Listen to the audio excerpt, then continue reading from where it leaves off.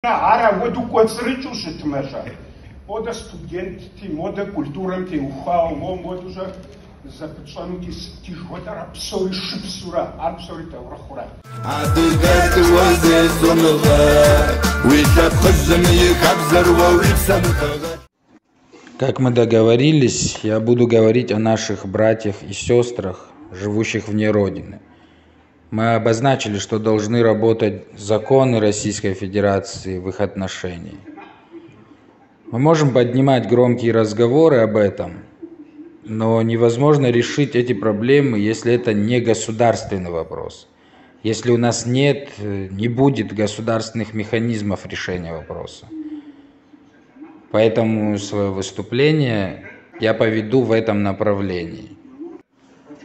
Нам говорили в советское время, советская идеология, если в двух словах, черкесы покинули свою родину по глупости, последовали за исламскими проповедниками на мусульманские земли, а про причины войны говорили, что черкесы вредили российским укреплениям, и царь вынужден был ввести войска. Это нам вбивали в головы. Еще говорили о том, что живущие в Адыгее, в Черкесске, в Кабарде – это разные народы, и языки их разные, что нацию определяет местность. Это внушалось нам. Но несмотря на такую пропаганду, всегда были такие на родине, старшие, младшие, которые не верили в это. Устраивали скрытые обсуждения, передавали друг другу книги. Такие процессы не прекращались. В 1989 году, к дате 125-й годовщины окончания войны, эти люди взяли на себя инициативу и обратились письменно к правительству, к руководителям города, что в этот день проведут памятные мероприятия. Тогда началась суматоха, таких не проводилось ранее мероприятий. Им отвечали, что не позволят провести, что это приведет к тяжелым последствиям. Но после все-таки согласились на проведение мероприятия у Национального театра. Тогда мы впервые собрались в честь этого дня. Затем прошел большой съезд в Кабарде, где образовалась организация, в уставе которой было обозначено, что это политическая организация ХАСС. Обозначены четкие цели и задачи. После такие же организации образовались и в Адыгее, и в Черкесске, в Шапсуге. Дальше эти ХАССы начали работу. Проводить конференции, научные конференции, на которых были приняты резолюции о причинах начала войны, о том, что произошедшее – это геноцид.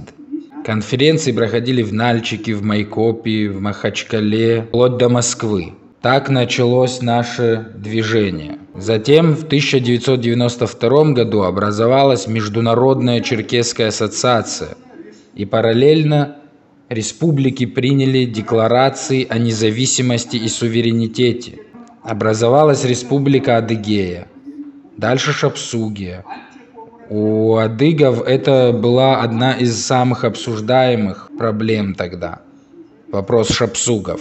Тогда Президиум Верховного Совета принял указ о необходимости восстановления Шапсугского района. Проходила такая работа. Также в республиках Адыгеи и Кабардино-Балкарии были приняты законы о репатриации. В общем и целом, после образования Республики Адыгея, когда у республик появилась какая-то свобода, у черкесов появилась надежда на позитивные изменения. И повестка геноцида немного сдвинулась на второй, третий план. Казалось, что беспокоящие нас вопросы решаемы. У всех появились такие убеждения, и на родине, и в диаспоре. Парламенты Кабардино-Балкарской республики, Карачаево-Черкесской республики, Адыгеи создали межпарламентскую ассоциацию для взаимопомощи. Все шло в таком русле, но в 99-2000 годах все началось разрушаться.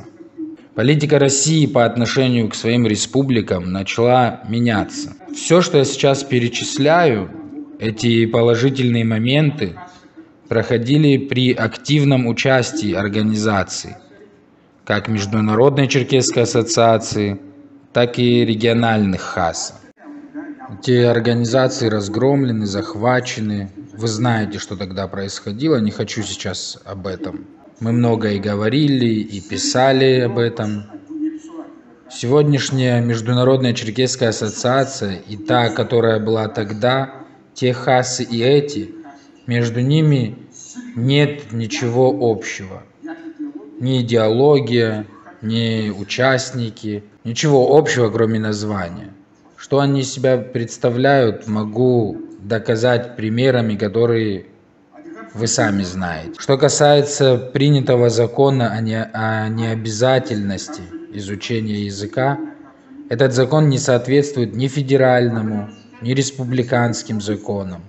Помимо этого и Конституционный суд, и Верховный суд давали разъяснения. Ни под одно из перечисленного этот закон не подходит. Что по этому поводу сказала МЧА? Что есть более волнующее для народа сегодня? Ничего не сказали и ничего не сделали. Недавно проходила перепись населения, вы знаете. Хуже этого не представляю, что может быть.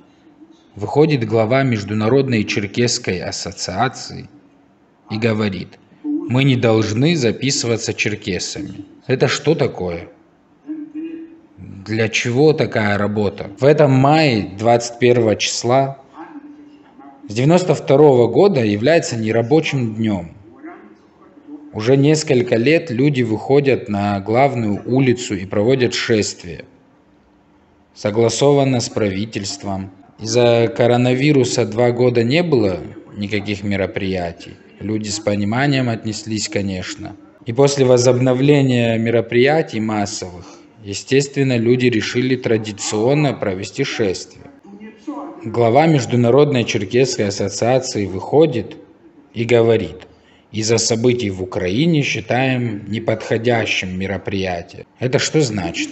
А в Москве, не хочу называть имен, достаточно влиятельный человек из администрации Путина, с ним поговорили наши друзья, живущие в Москве, спросили их отношение к этому событию. Он им ответил: вы думаете, нам до этого сейчас? Зачем они нас втягивают? Наоборот, сейчас для нашей политики это совсем не подходит. И что получается? Такой подход не выгоден сейчас государству. И это не инициатива Кремля. Это инициатива тех, кто на местах. Если дальше. Сирия 2014 года. Гуманитарная катастрофа. Живущие адыги в Сирии по законодательству России, которое и по сей день действует, являются соотечественниками. Была гуманитарная катастрофа. Что в этой связи сделала МЧА, другие ХАСы? И правительство ничего не сделали. Правительство наших республик, я имею в виду. Отмолчались. Но приехавших с Донецка и Луганска заселили туда, где жили черкесы. Тут, что мы обсуждаем, я так смотрю, напоминает сюрреализм. Мы что-то обсуждаем, но самое главное забываем. Законопроект Затулина, о котором говорю, вы знаете, его внесли для чего? Сегодня мы соотечественники, граждане России. Даже если закон не работает, но когда мы требуем исполнения закона, им нечего было нам ответить. Теперь внесли, что своими соотечественниками будут считать тех, кто знает русский язык. Ничего важнее для нашего народа сейчас нет. Просто нет. 3 месяца, как началось обсуждение этого вопроса. Где МЧА, другие ХАСы, о которых вы говорите? Где их голос, их слово? Вопрос языка самое важное. Вы знаете, что происходит на родине? Изменения в закон о необязательности изучения языка внесли в 2019 году. В 2020 году, спустя год, по статистике, которую нам предоставили, 1300 детей адыгов выбрали русский язык родным. В следующем году запрашиваем статистику. Ответ нам не дают. Хотя это не должно быть секретной информацией. Но нам не говорят. По крупицам втихую собираем информацию. Говорят уже о 5000 во второй год. Я не хочу в это верить, но если окажется правдой, через 10 лет это будет необратимый процесс. Невозможно будет остановить. И тут стоит вопрос. Ты нас расстраиваешь тем, что говоришь. Что делать в такой ситуации? Но я не вижу поводов для отчаяния. Говорят, давайте выберем руководство МЧА. Это невозможно. Такого механизма нет. Что надо делать? Не надо с ними бороться, воевать. И вообще упоминать их не надо. Сегодняшние коммуникации, интернет дает огромные возможности нам. Например, закон о языке. Помните обсуждения, которые были по всему миру? Закон был бы принят в еще худшем варианте. Там, конечно, не только мы и другие народы участвовали, но черкесы, живущие за рубежом, их обращения имели огромный эффект. Мы должны использовать этот ресурс. Сейчас, находясь здесь уже, я получил хорошую новость по закону о соотечественниках. Правительство Российской Федерации обратилось к парламенту с рекомендацией не принимать инициативу Затулина. Это значит на 70-80%, что законопроект отклонят. Это из чего исходит? Это потому, что наша работа, в первую очередь вами проведенное обращение из Турции, на родине, ни Хаса, ни другие не участвовали. Вот так мы должны действовать. Мы должны поднимать эти вопросы на таких площадках. В России, по всему миру, где возможно. В завершении хочу сказать, мы должны понять сами, объяснить молодежи, внушить нашим детям, что Родина ваша, и вам должно быть до нее дело. Мы так должны политически действовать. До сегодняшнего дня мы не давали возможности нашим оппонентам, и вы не должны давать повода, будто хотим нанести вред России. То, о чем я говорил в своем выступлении до этого, там ничего нет, чтобы не соответствовало законам российского государства. Сегодня тяжелое, непростое время, это понятно. Но то, что я перечислил, мог бы еще больше, но время ограничено. Все эти вопросы, беспокоящие сегодня, большинство, они решаемы. Но мы должны быть едиными, объединяться и вкладывать мужество. Мужество. У нас есть примеры мужества, которые были до нас. Они говорили народ, родина, Хабза.